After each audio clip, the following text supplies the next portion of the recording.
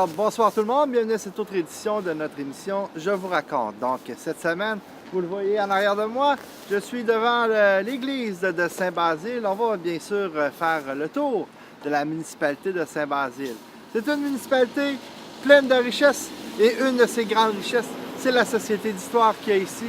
C'est des gens passionnés, c'est des gens extraordinaires. D'ailleurs, la visite va se faire avec 4 guides. Donc, on va changer de guide toutes les semaines pour justement voir des facettes, des parties différentes de la municipalité de Saint-Basile. Donc, on s'en va tout de suite, justement, où ça a commencé, près de Ciment-Québec. Donc, on va retrouver Marie-France pour notre première visite de la belle municipalité de Saint-Basile.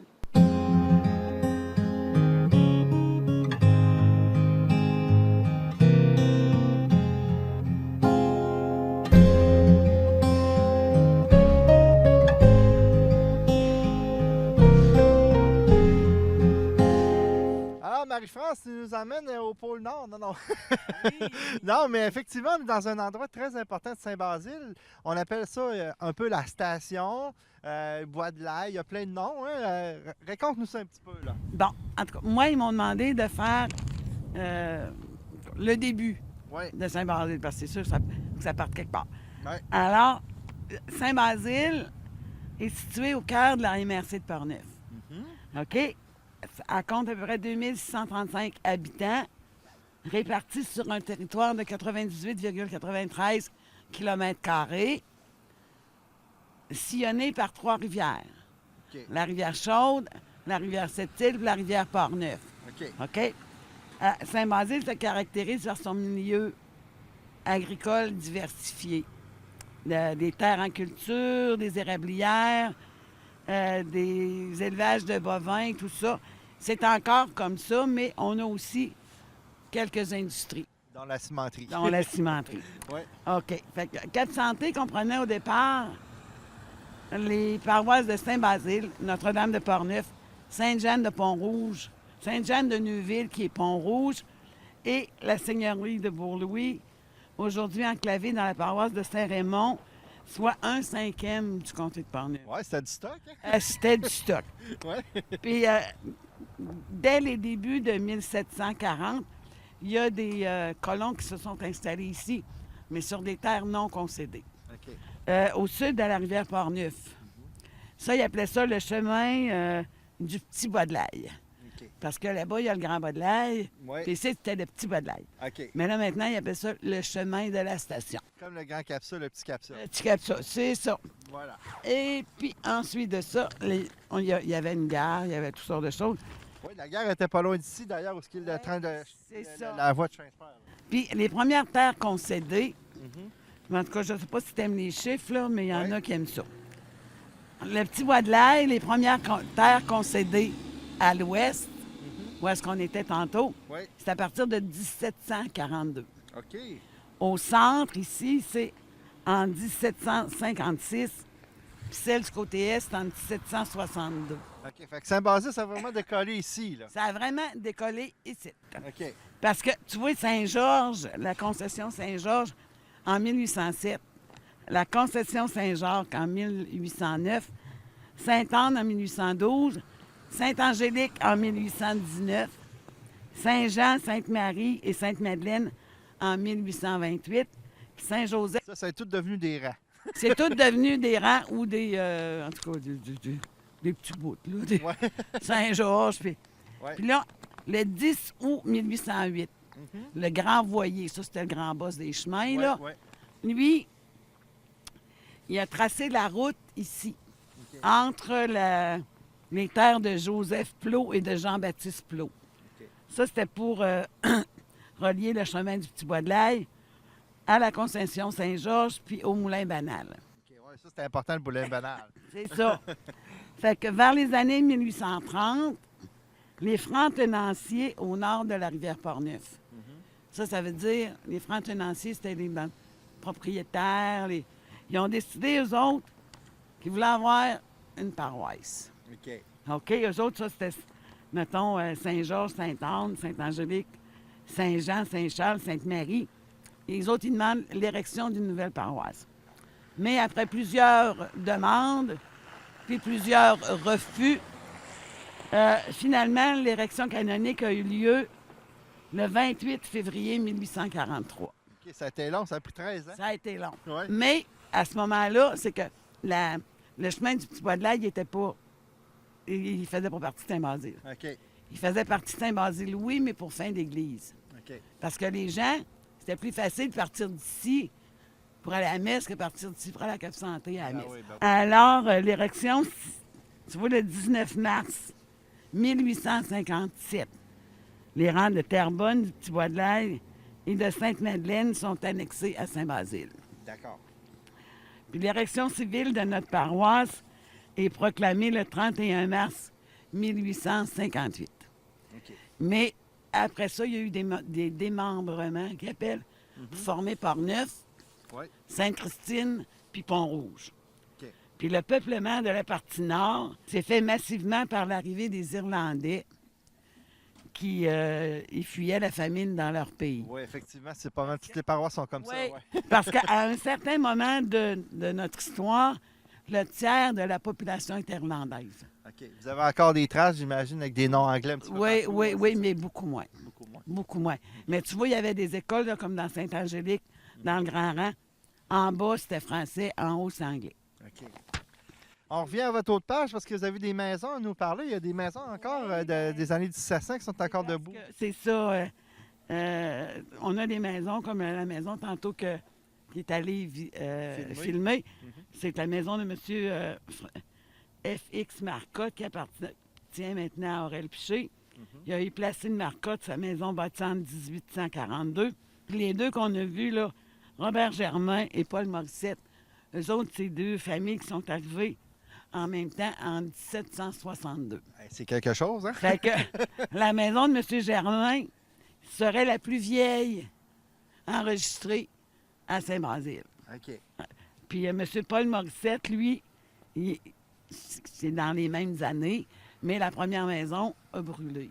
OK. Mais M. Morissette, sa terre est encore en fonction. Ouais. Tandis que M. Germain, lui, C'est juste une maison maintenant. c'est juste une maison maintenant. Fait que c'est ça. Puis, bon, Il reste la gare un petit peu à parler, oui. c'est ça, mais la gare était à peu près au milieu. Fait que c'est sûr que tout le monde passait par là. Oui, c'est ça. Tu sais, mais il y a eu aussi, ici, des dépanneurs, plein d'affaires des écoles, 3 écoles de rang. Il y a eu des moulins, des beurries, des garages, des marchands, des forgerons. Mais ça, ben là, Ouais, c'était le central ici, là. Tu sais, ça a Ouais. toujours été la jonction entre les trois ouais, chemins, là. c'est ça. Ouais. Fait que là, ici, c'est sûr que ça a été, à un moment donné, il y a eu beaucoup de choses, mais là, on ne pouvait pas aller dans... On ne pouvait Dans pas les faire détails, chaque c'est ça. maison.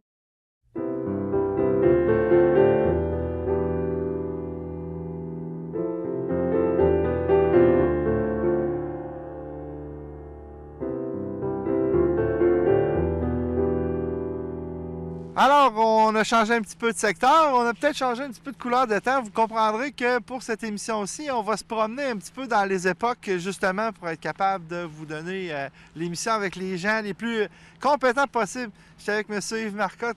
Je pense que tout le monde le connaît au niveau patrimoine. Bonjour, M. Marcotte, ça va Bonjour. bien? Très bien, merci. Oui. Toi aussi, oui. Ben oui, ben oui. Bon. Alors, vous comprendrez qu'on a quand même plusieurs parties à faire. Et puis, M. Marcotte a fait sa partie. Il aurait quand même pu faire plusieurs parties. Et on va en faire, je pense qu'on va le revoir durant la visite.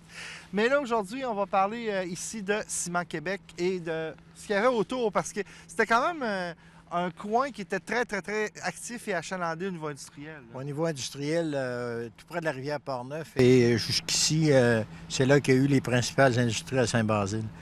Pour Ciment Québec en particulier, c'est Gustave Papillon qui est l'initiateur du projet avec son père Ernest J. Papillon. En 1948, il y avait besoin de ciment, puis il n'y en avait pas disponible. Il y avait seulement Canada Ciment qui vendait au Québec. OK. Alors, l'idée lui est venue de partir une cimenterie. Lui, il voulait l'installer près à Cap-Santé, près du fleuve Saint-Laurent. Mais Ernest a accepté de s'associer à lui à condition que ce soit à Saint-Basile. Alors, OK. c'est pour ça que ça a été construit ici. OK. Est-ce qu'il y avait découvert déjà des gisements de ciment, tout ça? Oui. Ah oui, la pierre Ouais. calcaire va de Beauport à Joliette. OK. Alors, c'est une veine là, de produits qui est disponible partout dans ce secteur-là. OK. La qualité ici à Saint-Basile est très bonne en carbonate de calcium, là, ce qui est important pour fabriquer du ciment. OK. Je ne veux pas vous égarer un petit peu dans votre texte, mais Ernest J. Papillon a quand même donné le nom au centre communautaire. C'est quand même un personnage important ici. Là. Absolument. Il a été maire plusieurs années en 60, 64, 66, là, dans ce coin-là. Mhm. Et c'était un personnage très important pour la municipalité. Il a développé plusieurs rues à Saint-Basile et à ses propres frais, Ah oui? qu'il a ensuite cédé à la municipalité. OK. Bon, fait que...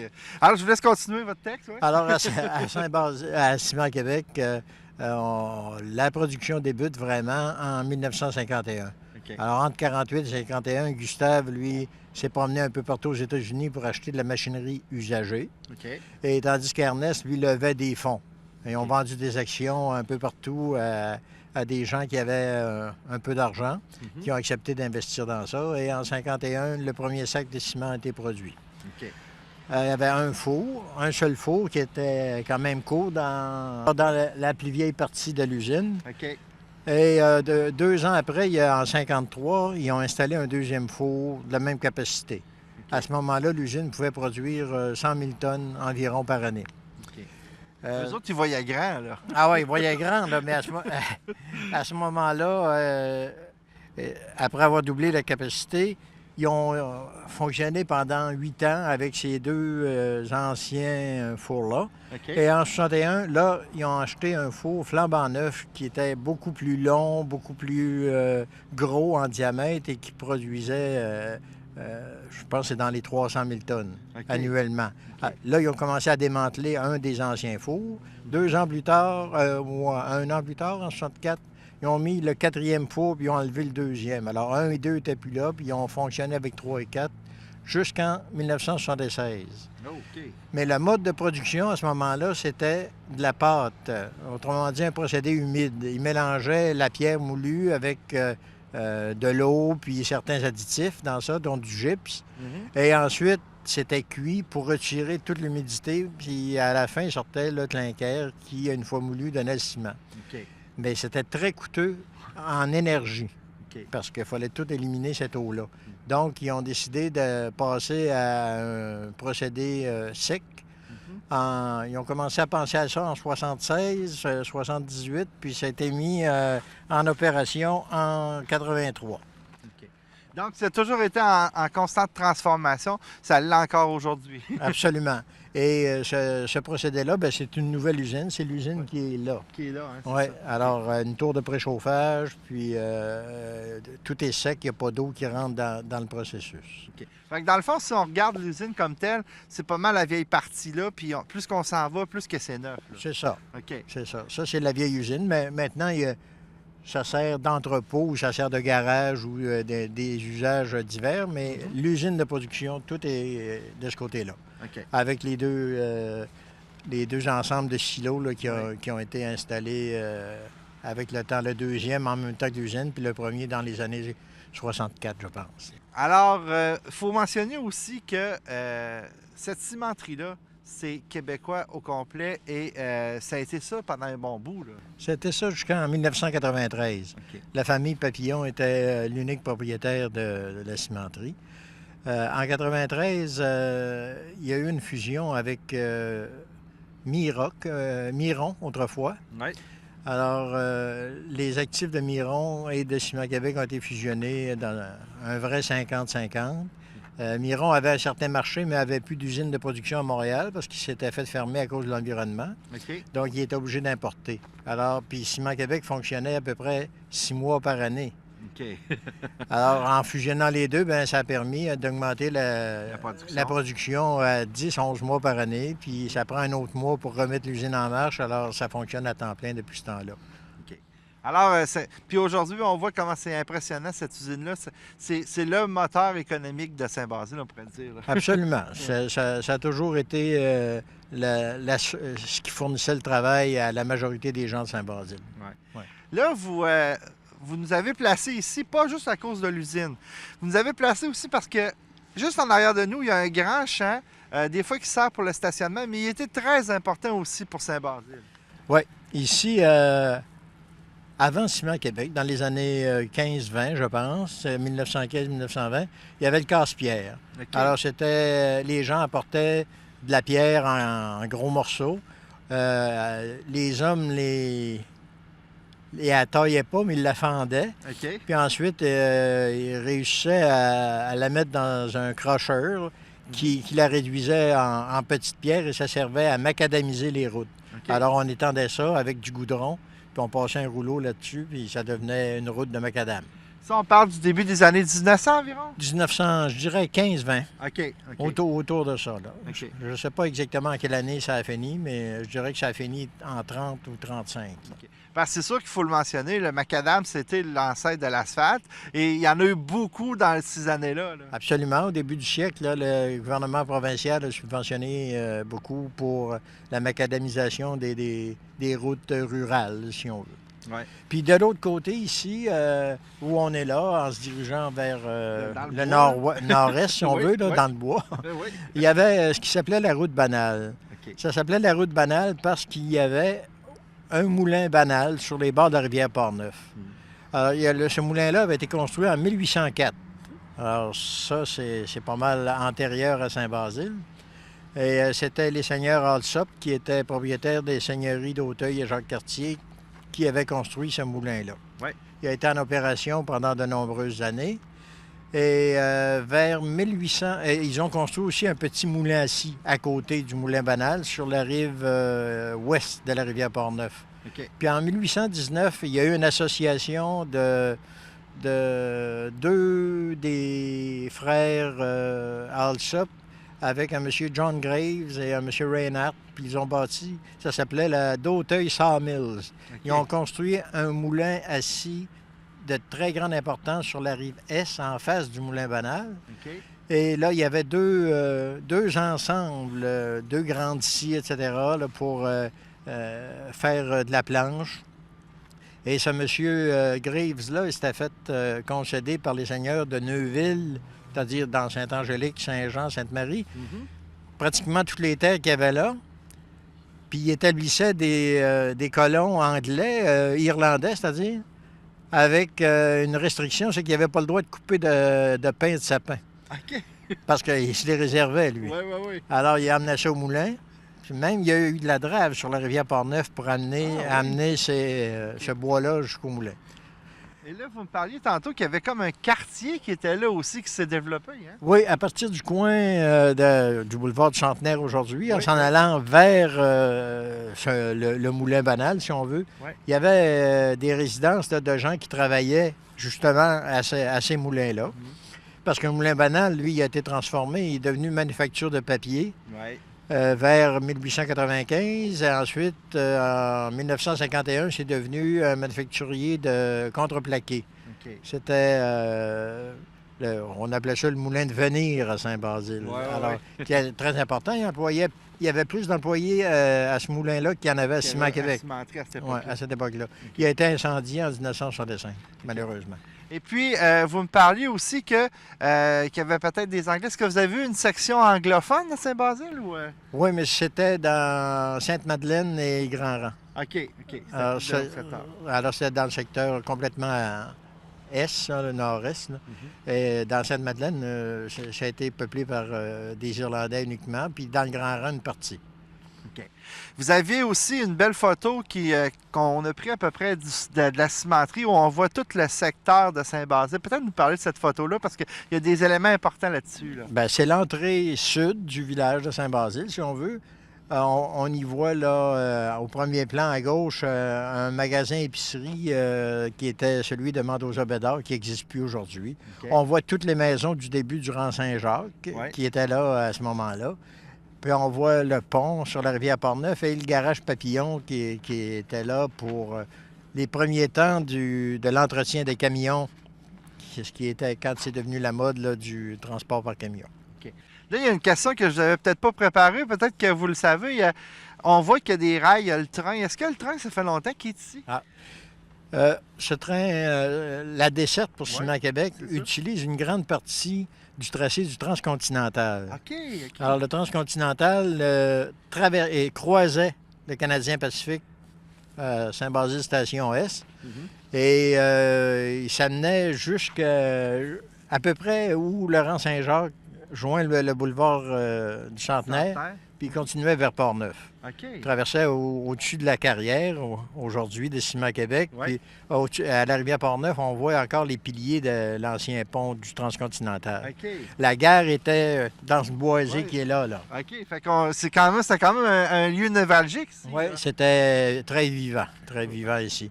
Puis le Transcon, il a été démantelé en 1938 parce que le CN passait sur le long du fleuve puis remontait à Saint-Marc.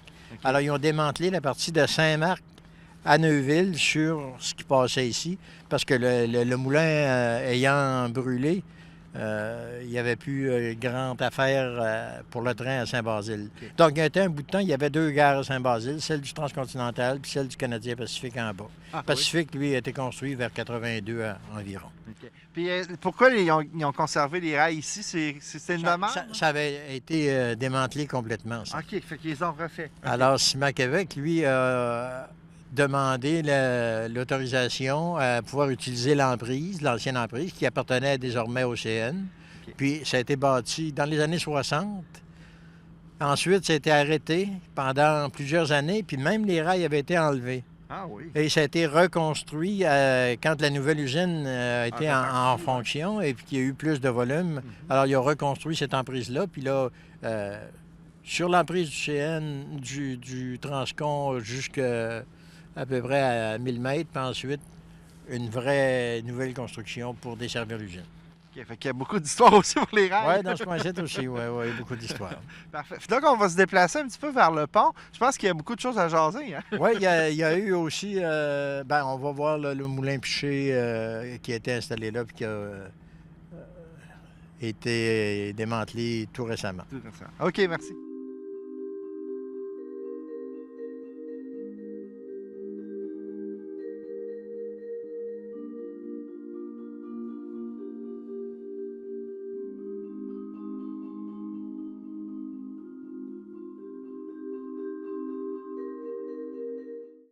Maintenant, M. Marcotte, autre pan d'histoire très important à Saint-Basile, c'est les moulins. On est justement sur le pont parce que juste en arrière de nous, il y en avait deux. Un sur la rive gauche, un sur la rive droite. Alors, expliquez-nous ça. Alors, c'est un monsieur qui s'appelle Jean-Baptiste Piché, qui était à Cap-Santé, qui a décidé de venir s'établir à Saint-Basile et d'y installer un moulin à farine. OK. Alors, le premier moulin à farine, il a été installé sur la rive nord, si on veut, de la rivière. Et lui, il a travaillé ici en 1859 pour construire un barrage puis construire le premier moulin sur la rive nord. OK. En 64, il a acheté un bout de terrain de l'autre côté de la chaussée. Il a bâti aussi une bâtisse en pierre. Et c'est ça qui allait devenir le moulin qui est connu à Saint-Basile. Oui. Alors, lui, en 73, on sait que le moulin à farine, il a changé de côté de rivière. OK. Et celui de la Rive-Nord est devenu un moulin à fouler et à carder avec teinturerie un peu plus tard. OK. Peut-être expliquer un petit peu c'est quoi un moulin à carder? Alors, c'est un moulin qui servait à nettoyer la laine OK. complètement Mhm. et la mettre prête à être utilisée pour le tissage ou les usages que les femmes en faisaient. OK. Puis, il donnait aussi un service de teinture. Alors, il pouvait sortir la laine de différentes couleurs. OK. Pourquoi on a pris ce bout-là? C'est à cause de la petite chute? C'est quoi, au juste? Il l'a construit. Il y avait sûrement un petit rapide ici. OK. Là. Puis il a Et construit il a construit le barrage pour augmenter le niveau d'eau. OK. Même, il y a eu des plaintes un peu des gens qui avaient l'autre moulin là, dont on a parlé tout Ouais, à l'heure, ouais, parce que le niveau d'eau a monté puis ça venait entraver leur fonctionnement, disait-il. OK. Alors, il y a eu ces deux moulins-là. Le moulin à farine a appartenu au Piché jusqu'en 78. OK. 78, c'est Laval-Bélanger qui l'a acquis. Puis à ce moment-là, il s'est tapé un moulin à farine. C'était plus une minoterie où il mélangeait différents grains Usage, pour ouais. les cultivateurs. OK. Du côté droit, le moulin à carder, lui, il y a un des... Ça a resté dans les pichets génération à l'autre. Et il y en a un, Hector Piché, lui, qui l'opérait, a décidé d'ajouter un pouvoir électrique. OK. Alors, il a produit de l'électricité au début du 20e siècle, là, dans les années 1915 environ. Il produisait de l'électricité, puis il vendait ça au village pour certaines lumières de rue, puis l'éclairage de l'église, c'est tout ce qu'il y avait. Ensuite, il s'est mis à acheter de l'électricité d'une compagnie de Shawinigan et il a agrandi son réseau puis il fournissait les maisons du village. Oui, c'est ça, j'allais dire, mais c'était très privé à l'époque, l'électricité. Absolument. Et il produisait pour très peu de gens, mais c'est vrai que son pouvoir n'était pas très grand, c'était pas à Beijing. Non, c'est ça. Fait que ça veut dire que le moulin à droite, il était quand même en utilité jusqu'à des années 50? Oui, Saint-Basile Transport l'a acquis et je dirais en 55 environ, où il a été démantelé. OK. Puis quand on parle de l'autre, celui à gauche, le moulin à farine, du côté sud, dans le fond, absolument. Lui, je pense que c'était votre image de Saint-Basile un bout de temps. Oui, c'était ça. Puis j'ai oublié de vous mentionner qu'à ce moulin à farine-là, en annexe, il y avait aussi un moulin à scie. Ah oui? Il y avait un moulin à scie que les Pichets ont construit, puis là, ils produisaient, ils manufacturaient des boîtes à beurre. Des boîtes avec un embouffetage particulier. Puis là, vous voyez, aujourd'hui, il reste que les ruines, mais il reste quand même la fondation, c'est intéressant. Mais de l'autre côté, vous m'avez dit aussi qu'il restait quelques résidus. Bien, on voit encore la muraille. Quand on va par en bas du barrage, on voit la muraille de l'ancien moulin à carbe. OK. Puis vous me disiez aussi qu'à gauche, il y avait une belle maison aussi qui était de ce côté-là. Oui, la maison des Pichets qui avait été construite en 1895. C'était vraiment une maison qui avait du style, là, et a été démolie il y a 2 ans suite à un incendie. OK. Puis, pour ceux qui se posent la question, il y a une petite maison avant le moulin. Elle sert encore, là. Ah oui, ça, c'est plus récent. Ouais. C'est l'abri des pompes qui alimentent l'usine de Ciment Québec. Alors, Ciment Québec puise l'eau dans la rivière, puis elle retourne dans la rivière après l'usage qu'ils en font. C'est plus pour du refroidissement et des choses comme ça. Alors, si vous passez par Saint-Basile, arrêtez ici. Regardez au pont, vous avez une belle page d'histoire juste en arrière de nous. C'est l'emplacement. Voilà.